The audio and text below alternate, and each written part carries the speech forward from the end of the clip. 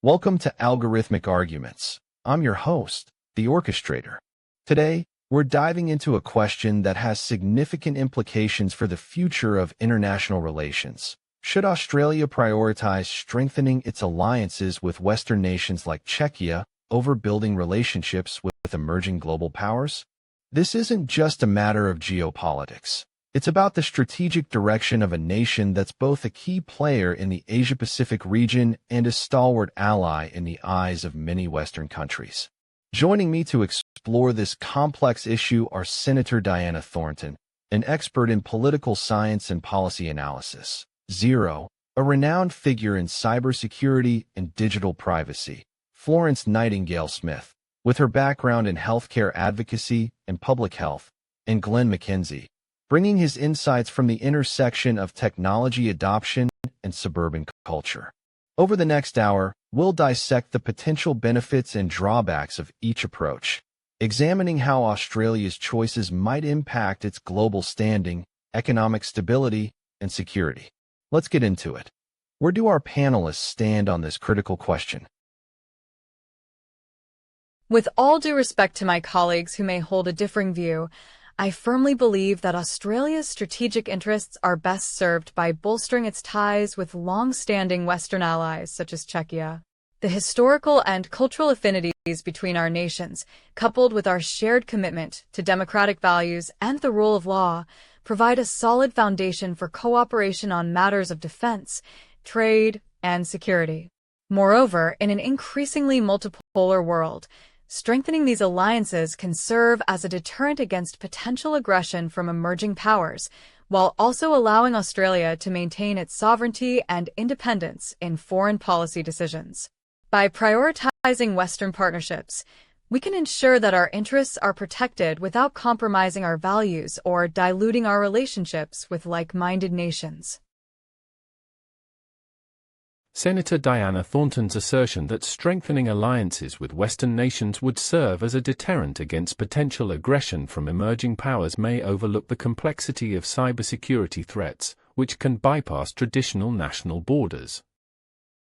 Senator Thornton's assertion that strengthening alliances with Western nations would serve as a deterrent against potential aggression from emerging powers may overlook the complexity of cybersecurity threats, which can bypass traditional national borders.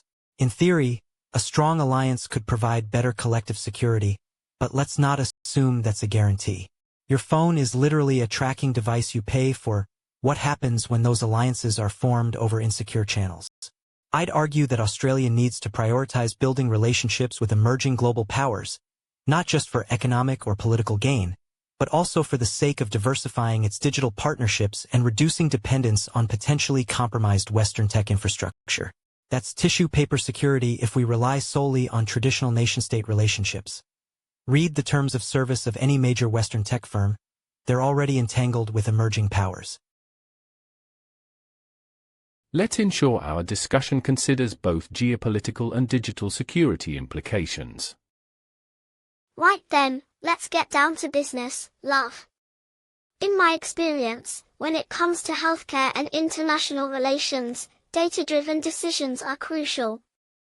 Now then, I'd like to redirect the conversation to what we know about Australia's current alliances and economic partnerships.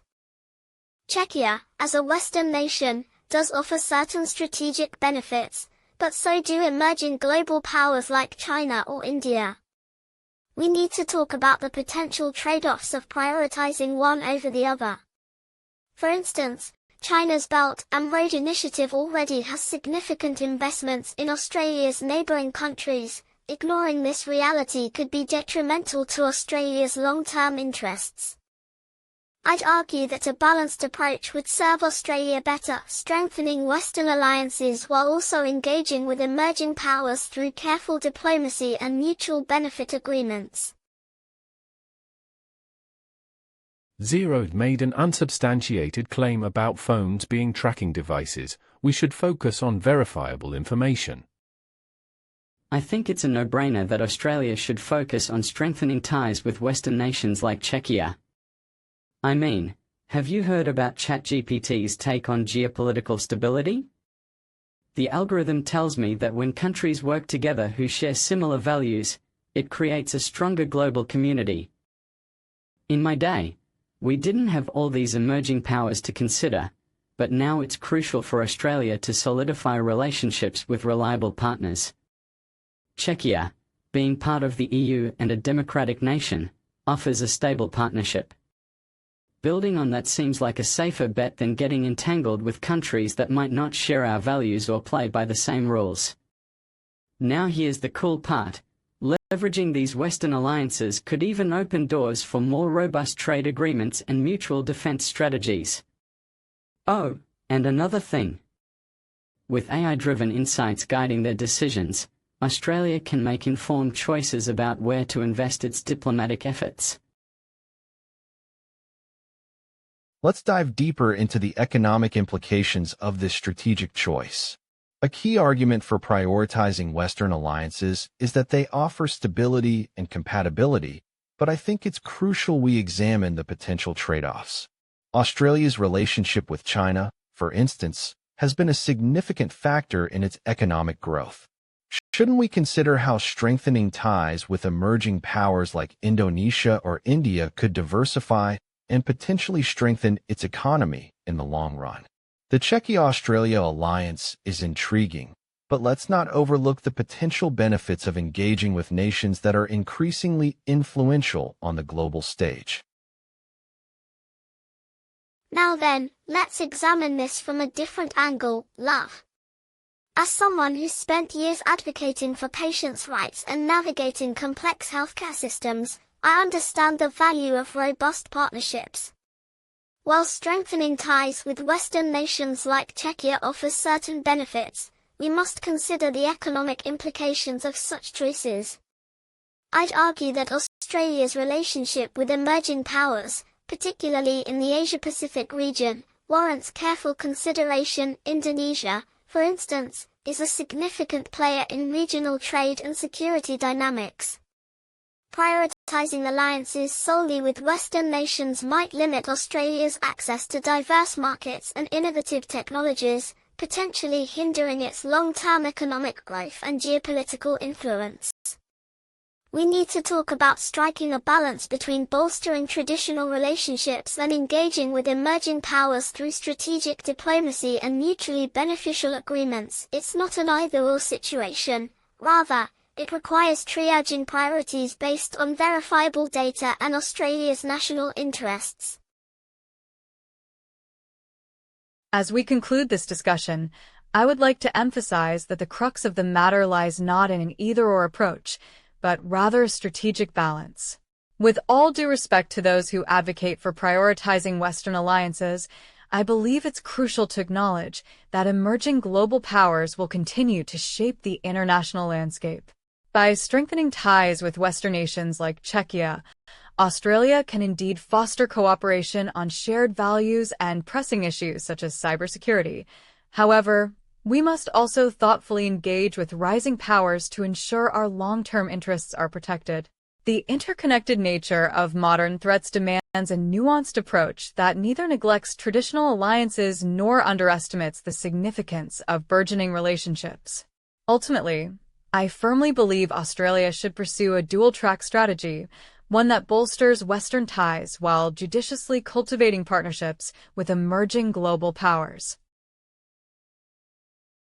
Alright, let's cut through the noise here. When it comes to cybersecurity, your phone is literally a tracking device you pay for.